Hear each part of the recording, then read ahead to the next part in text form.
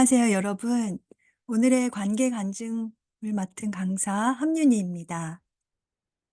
저는 왜 하나님을 사랑할 수 없는 자인지 저의 이야기를 여러분들과 나누고자 합니다. 저는 15년 전쯤에 마음이 부요하고 부족함이 없을 때에 웰빙 키친 웰빙 마인드에서 관계 강의를 해주시는 변정희 장로님을 교회에서 처음 만나게 되었고, 장로님의 권유로 성경 공부 소그룹 모임에 참석하게 되었습니다. 그때부터 말씀을 통하여 구원에 이르는 단계를 보여주는 구원의 청사진 성소 진리와 자아 부인의 말씀을 처음 듣게 되었는데요. 처음에는 관심도 없고 이해도 되지 않아서 이 핑계 저 핑계로 소그룹을 빠지기 일쑤였고, 말씀의 자리에 앉아 있어도 졸기만 하고 저에게 필요성을 느끼지 못하고 지냈습니다. 어느 날 변장로님께서 구원의 청사진, 성소 사진을 아예 펼쳐서 보여주시며, 성소의 전체 내용은 죽음과 부활이고 십자가에서 자아가 죽음으로써 계명을 지키며 예수님의 품성으로 사는 부활의 삶이 이루어진다는 구원의 도를 자세히 설명을 해 주시는 것이었습니다.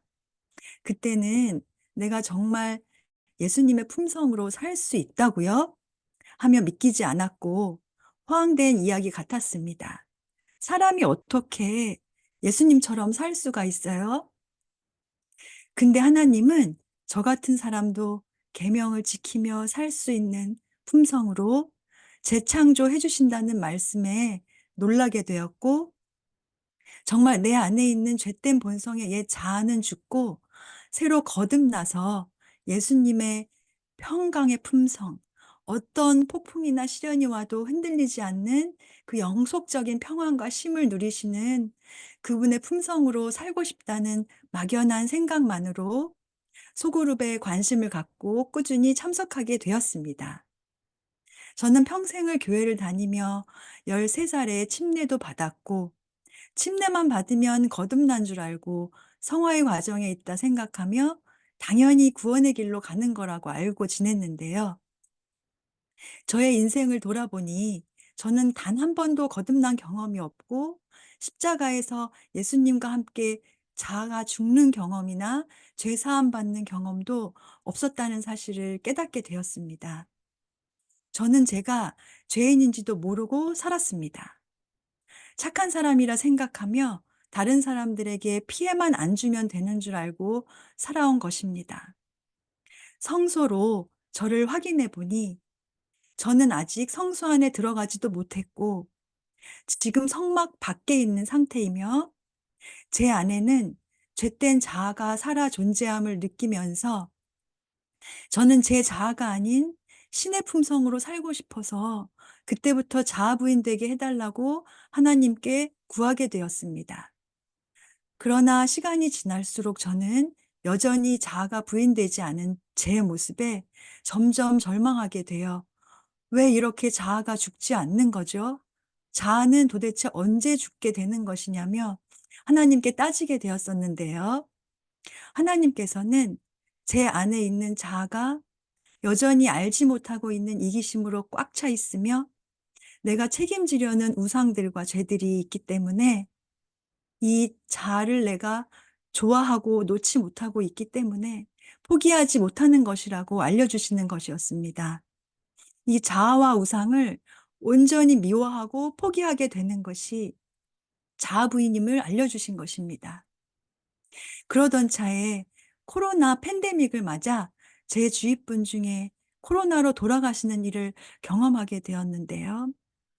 사람은 누구라도 하루아침에 죽을 수 있다는 연약한 존재임을 직시한 후 이 자아 부인, 자아 포기의 길은 내가 죽기 전에 꼭 이루어야 할 과업이라는 생각에 더욱 마음이 간절해지면서 하나님께 저의 자아를 포기하게 해주세요. 이 자아가 제발 온전히 죽을 수 있게 해주세요. 라며 간절히 기도를 드렸습니다. 십자가에서 예수님과 함께 저의 자아는 죽고 제 안에 성령님 들어와 주셔서 예수님의 품성으로 살게 해주세요. 저의 품성과 예수님의 품성을 비교하며 계산을 해 보니 저의 품성은 가치가 없게 여겨졌고, 예수님의 원수도 사랑하는 신의 품성에 가치가 있음을 깨닫게 되면서 그 품성 받는 일에 가치를 두고 더욱 전념하기 시작했습니다. 하루하루의 생활 속에서 하나님께서는 드디어 저의 마음속에 버리고 포기해야 할 죄들과 이기심, 우상들을 드러내시는 회개의 일을 시작하셨습니다. 자식, 남편과의 관계, 부모, 형제와의 관계, 주위 사람들과의 관계 속에서 저는 아주 이기적으로 저만 보호하며 살고 있는 사람이며, 내가 살기 위해서는 다른 사람, 남편, 자식, 부모라도 다 이용하여 나의 이기심을 채우는 아주 비겁하고 이기적인 죄인임을 하나하나씩 보여주셨습니다. 사람들은 자식을 위하여 대신 죽을 수도 있다고 하던데, 저는 자식이든 남편이든 그 누구를 위하여도 죽을 수 없는 이기적인 저의 마음임을 보게 되었습니다. 저 자신의 죄를 보는 것은 정말 괴로운 일이었습니다. 죄를 보여주실 때마다 내가 이렇게 형편없는 사람이라고 하는 생각에 자존심이 너무 상하여 내 자신의 죄를 인정할 수가 없더라고요. 저는 제 안에 선한 것이 있고 남들보다 항상 더 나은 사람, 더 좋은 사람, 더 바른 사람이라는 생각이 밑바닥에 깊숙이 깔려 있었고, 내 생각이 더 옳다고 믿는 우월 사상, 비교 사상, 교만심, 자부심, 이기심 등의 죄들이 꽉 차 있어서 이 자아에서 나도 모르게 자동으로 나오는 이 사단의 생각들을 도저히 끊어낼 수가 없었습니다. 누가 나의 자존심을 건드리면 그 사람은 바로 저의 원수가 되고 그 사람을 죽도록 마음으로 미워하게 되는 것이었습니다. 하루는 꿈에서 일어난 일입니다. 교회에 사경회가 있으니 집회에 좀 꼭 참석해 달라고 한 집사님께서 제게 권면하셨는데요.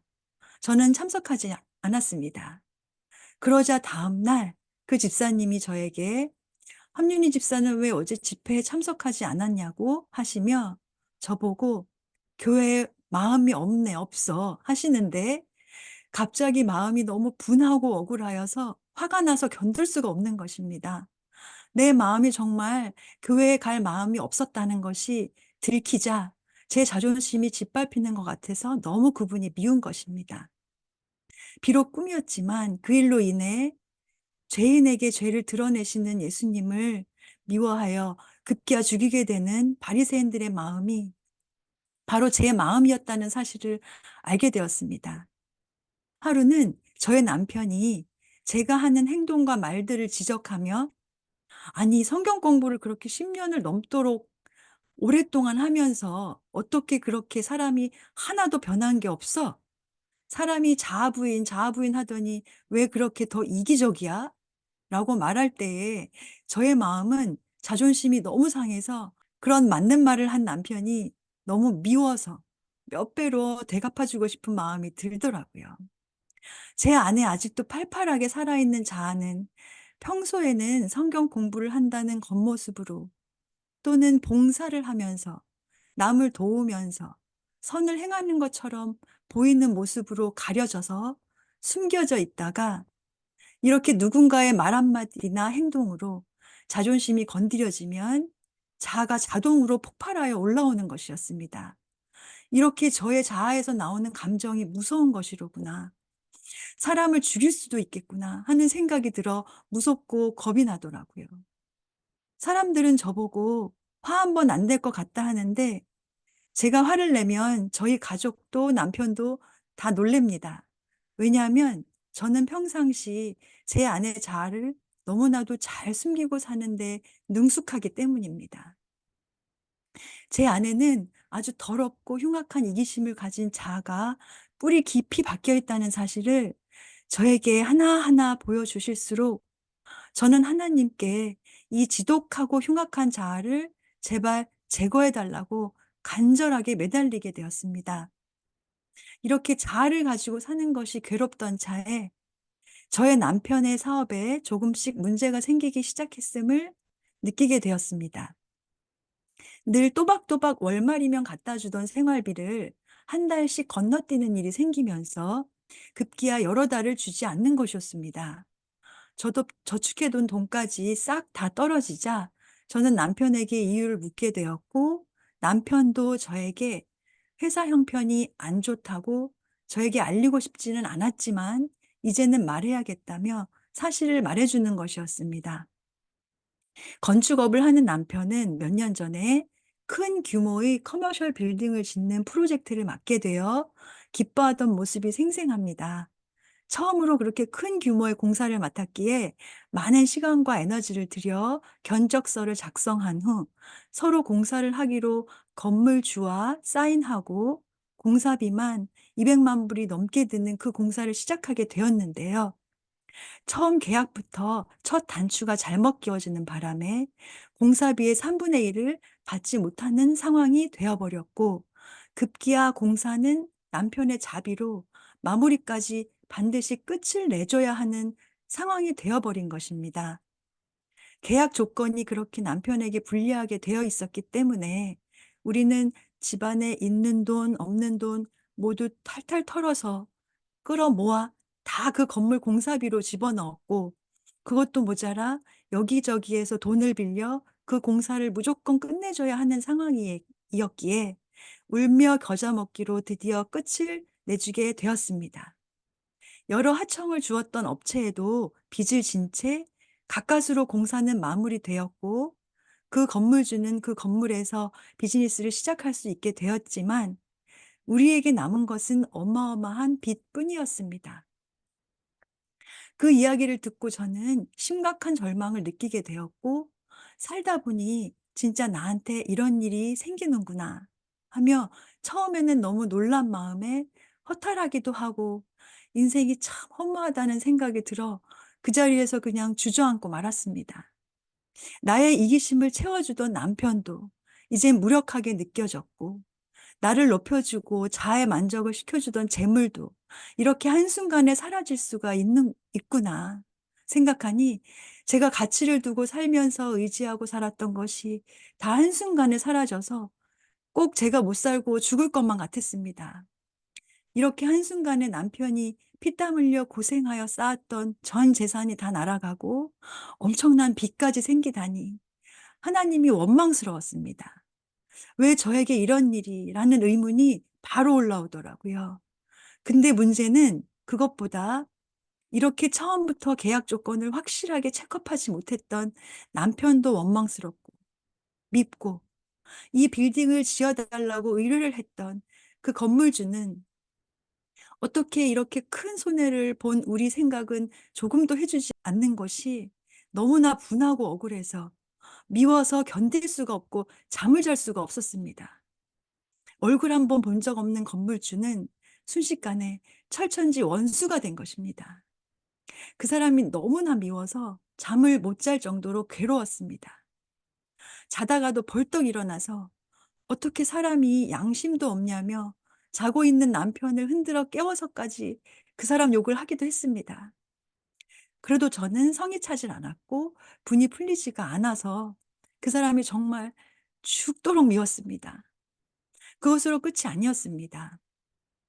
그때 남편이 빚더미에 오르고 형편이 어려워지자 우리는 여기저기서 돈을 빌려서 생활을 하게 되었습니다.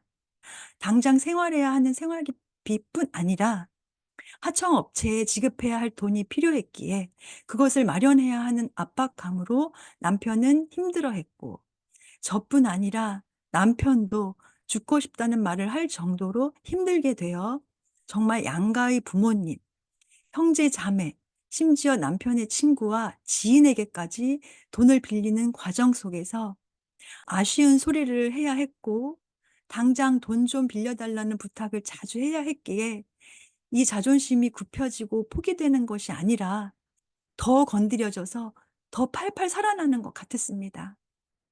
또다시 나를 다른 가족에게 또 자식에게까지 손 벌리게 만든 이 상황을 초래한 장본인이 남편이요, 그 건물주라는 생각에 둘에 대한 미움은 점점 더 커져갔고, 원수라는 생각이 떠나지를 않는 것입니다. 저를 힘들게 만드는 존재, 손해보게 만드는 존재, 자존심을 상하게 하는 존재들은 다 원수가 되어 너무나 미운 것입니다. 하루는 돈을 빌려주신 분 중에 언제 돈을 갚을 거냐고 저에게 물어보시며 재촉하시는데, 저는 "곧 갚을게요. 조금만 기다려 주세요." 라고 말은 하면서도 마음속으로는 '내가 줄 수 있으면 벌써 줬지. 일부러 안 갚는 것도 아닌데 이렇게 재촉을 하여 내 자존심을 건드리나.' 싶은 생각이 들며, 그 고마워해야 하는 분을 오히려 미워하게 되는 저 자신을 보게 되었습니다. 정말 기가 막힐 노릇이었습니다. 저의 이 미워하는 마음으로 정말 수도 없이 살인을 저지르고 있는 것입니다. 가인과 아벨의 모습이 떠올랐습니다.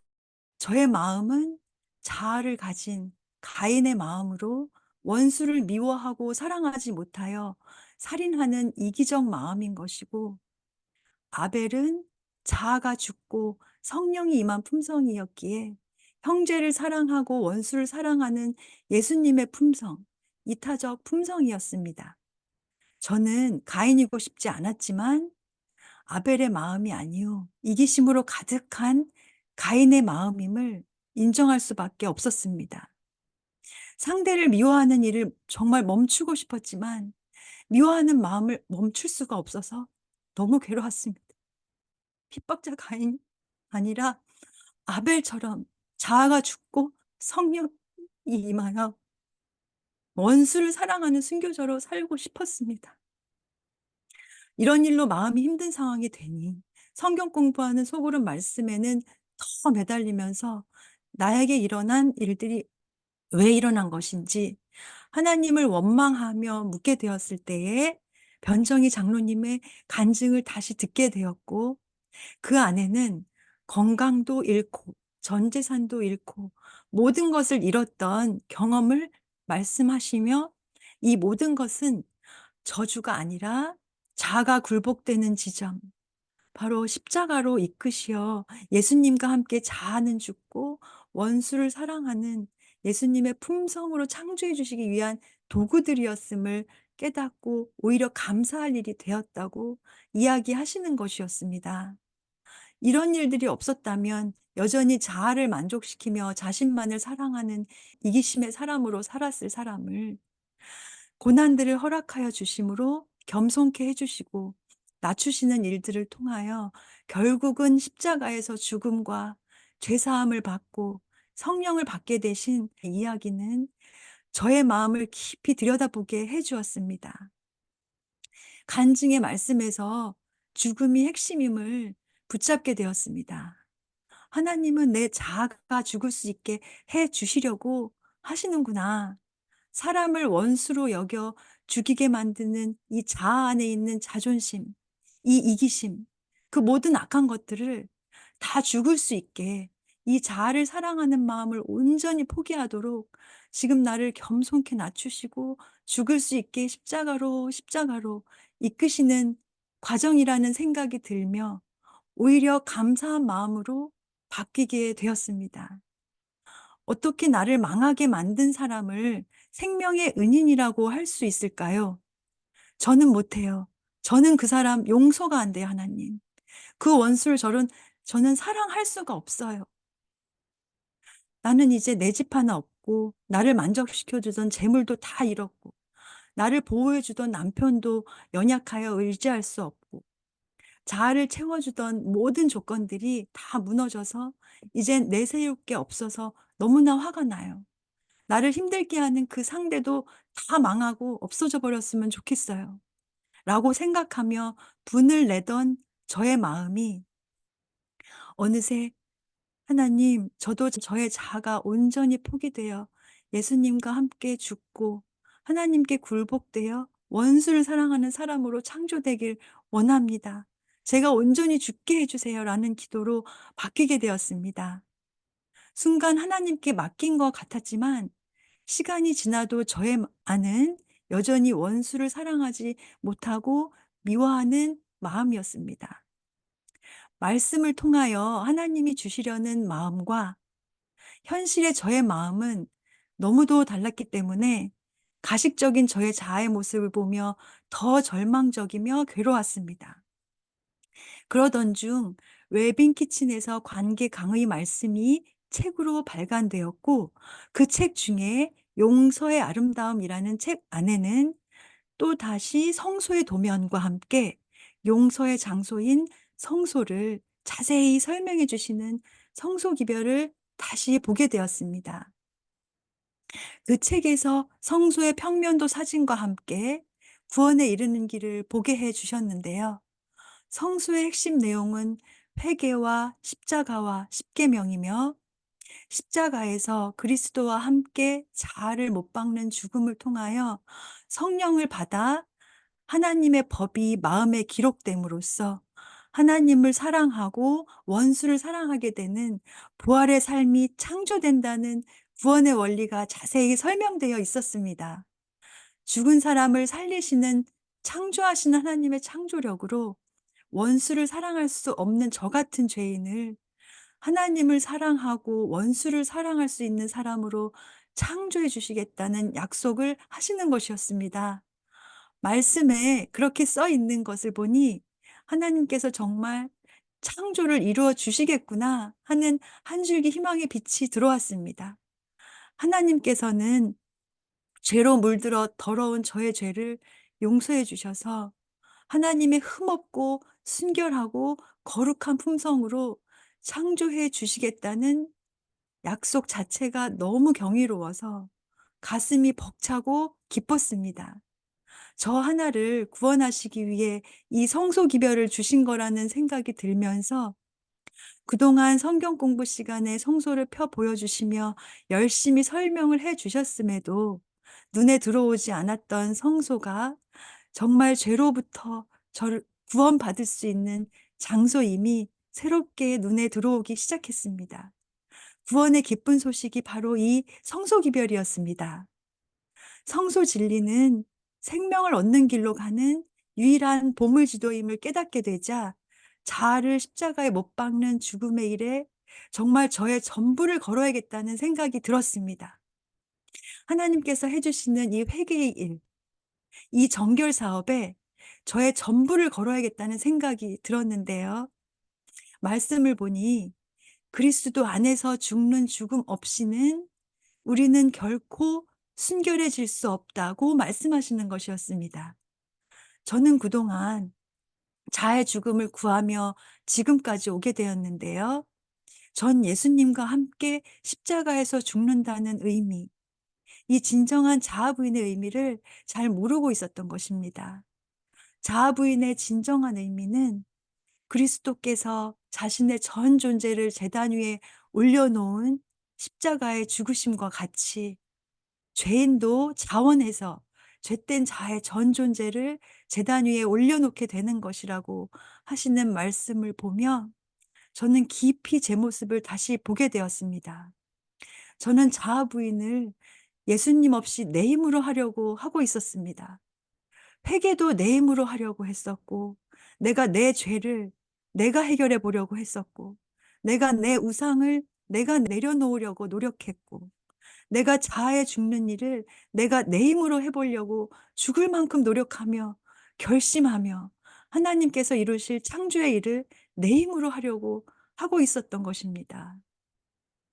성소 도면을 보니 속죄 제물 대신 어린 양 예수님이 바로 저의 죽음을 위해 존재하시는 것이었습니다. 나의 죄를 정결케 해 주실 예수님이 절실히 필요하게 되었고, 하나님께서 나의 죽음을 위해 예수님을 보내주셨다는 사실에 이제 저를 위해 예수님만 돌아가시면 되는 것이 아니라 예수님과 함께 저도 죽기를 더욱 간절히 원하게 되었습니다. 나를 때리는 자들에게 내 등을 맡기며 나의 수염을 뽑는 자들에게 나의 뺨을 맡기며 수욕과 침뱉음을 피하려고 내 얼굴을 가리우지 아니하셨느니라. 그가 곤욕을 당하여 괴로울 때에도 그 입을 열지 아니하였으며 마치 도수장으로 끌려가는 어린 양과 털 깎는 자 앞에 잠잠한 양같이 그 입을 열지 아니하였도다. 하나님께서 그동안 저에게 이루어 주신 일들을 되돌아보니 정말 나는 이기적이고 부정하고 교만한 죄인임을 하나하나 드러내 주시는 일들이셨습니다. 그러한 이유로 지금의 저는 하나님을 사랑하지 못하는 자입니다.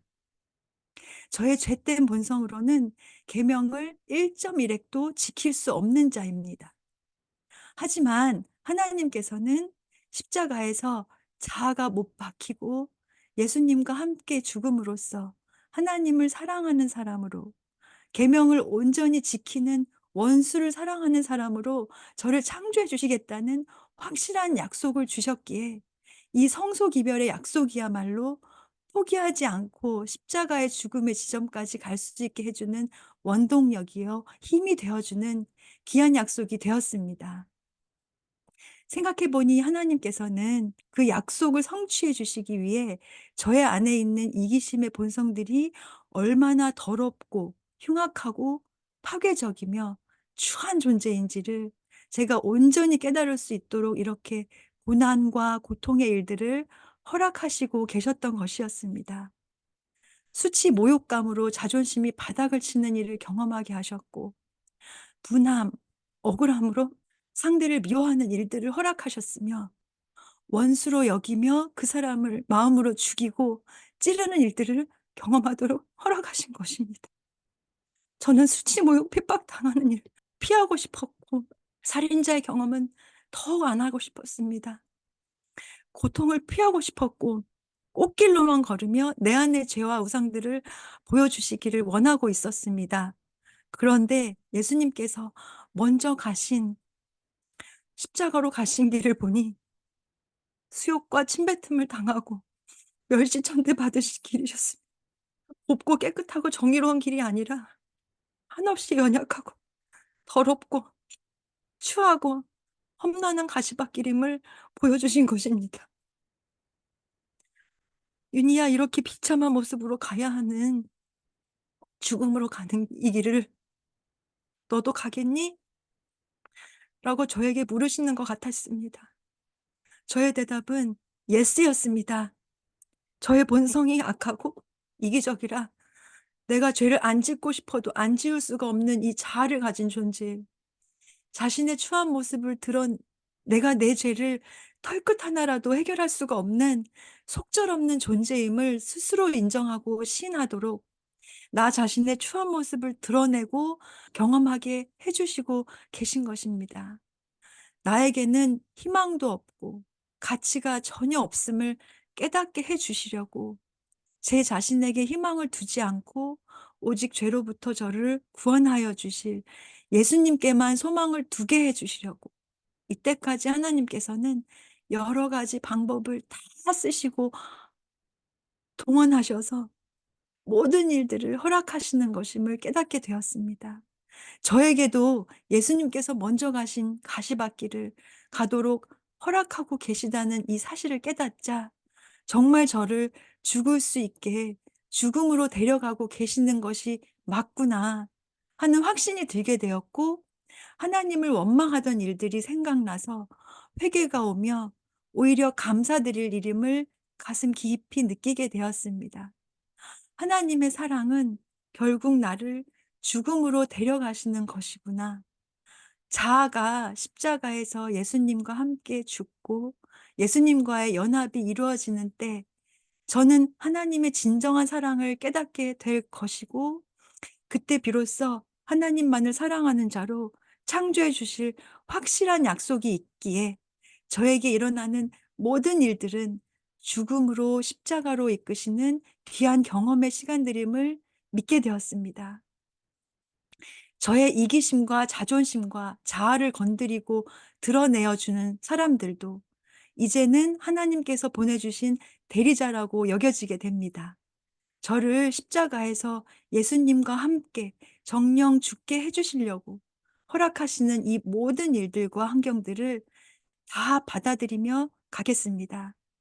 하나님께서 이끌어 주시는 지금의 이 길이 갈수록 더 잔인하고 흉악한 피 묻은 길일지라도 어떠한 수치와 모욕과 멸시천대를 받는 비참한 길일지라도 기꺼이 가기를 원합니다.